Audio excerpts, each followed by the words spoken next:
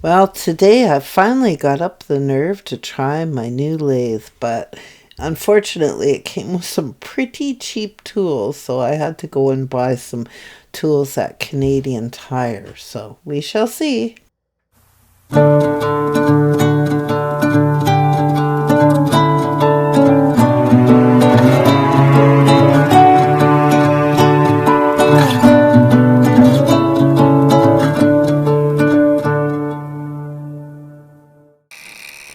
So I got this lathe. It's an Amazon miniature lathe, and I think it was only like $20 or $25. I've had it for 2 or 3 months, and I just haven't had a chance yet to plug it in and try it. Unfortunately, it should be somehow clamped down to something because it moves around like a lot. So you have to hold it with one hand and do the lathe work with the other hand, which is probably less than ideal. Yeah, I just really didn't have an easy time with this thing. It's Yeah, it's kind of hard to work with. That's all I can say. So the one end, the part where the chuck is, it's actually got a little bit that's got a screw attached to it. So that's in quite well. But on the other end, it's just got a little pointy part. As you can see here, it's moved around way, way, way too much. So I have to take it off of the chuck, and I'll show you the nightmare that I'm having with it. So, I mean, I guess you get what you pay for. I am able to accomplish something with it, but do you see how it's slipping? So what I did was is I took a drill and I drilled a hole in it at that end so that the little pointy part could fit in it more securely. And now I'm finally having a little bit of success. Now, normally, I guess if you were going to make miniatures, I should have started off with like a much smaller piece of wood, which I will do next time. But I mean, as I say, this is my first go at it, so I'm just like trying my very best to get some form of shape out of it. It's not as easy as one might think. I mean, when I went to Diane's place and she helped me restore the God's Chalk House, she made it look pretty easy. It's not that easy. But I think it's one of those things where practice makes perfect. So the piece of wood that I'm using is a piece of rock maple. And what it is a little square piece that you get for making pens. I got it at a local wood store, and they call them pen blanks. So for people that use a lathe to make those really beautiful pens that are made out of exotic woods. So the maple, I guess because I'm here in Canada, the maple was the cheapest of all of the woods. So I think it was $1.50 for each piece, and I bought 2 pieces just to try it. I think I would fare a lot better if I had a smaller piece, like a smaller square of wood, and then that way I wouldn't have to take off so much wood in order to be able to make a spindle that would be miniature size. So, but as I say, like, this is my first try at it, so I'm just trying my best to make it look like a spindle, and I think I'm succeeding. The tools that I'm using, some of the tools that came in the kit are way, way, way too large for doing miniatures, but that's okay. I mean, they're good.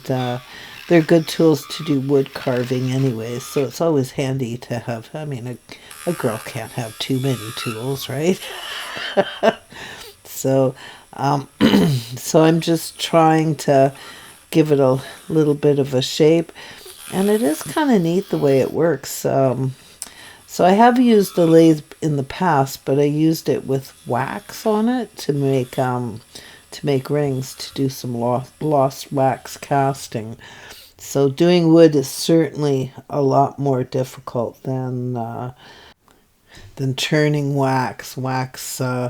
wax takes seconds, where this wood is really hard. I mean, really hard.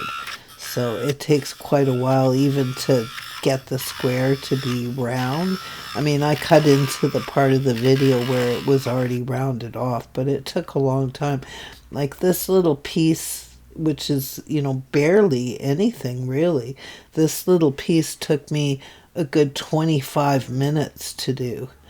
So there you go. I'm pretty close to my finished product there. So yeah, I'm half pleased with it and half disappointed. I'm not sure really how I feel about it. I mean, as I say, it was my first go, and I think I will get better at it, but it is super, super messy. And it's a little nerve-wracking. I find that I hold that tool in my hand so tight that my right hand was just throbbing after doing this little project. So I think it would be a lot nicer to do if I had a full-size lathe, like, or at least a lathe the same size as what Diane has. And if I'm going to do this again with this lathe, I'm going to have to get some kind of a clamp or something and clamp it down to the table so that you don't have to hold it so hard in one hand and the tool in the other hand. So see, that's the little pointy bit on the right hand side that I was referring to. But literally there is sawdust everywhere. So definitely not a project that I would want to do inside the house. So this is definitely a summer project. It's one of those summer projects.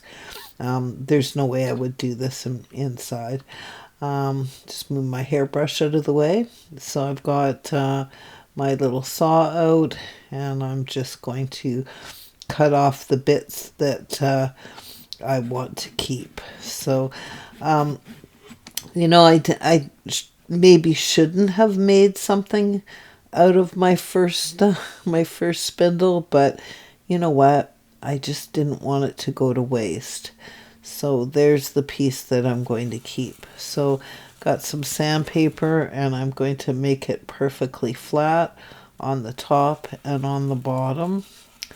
And it's going to become the base of a little table. So, I mean, why not use it? So, see, it's kind of cute. There's nothing wrong with that. It's kind of cute. So, I think that in the future, if I use smaller squares of wood, then yeah, it'll probably be a little bit more successful. So I've got this here chess set. I'm sure I've shown it to you in a previous video. And I'm going to make this into a little games table. So back comes my burnt umber paint. I really like using burnt umber for staining wood. I think it's just like the perfect color brown. And I'll show you how I do it. So I take a piece of paper towel, and I just take a little tiny dab of the burnt umber paint, and then I wipe it on to whatever it is that I want to stain, and then I quickly rub it in and take most of the paint off. And it works as good as wood stain. I mean, it really does. And it's a nice rich brown color, which I find just perfect.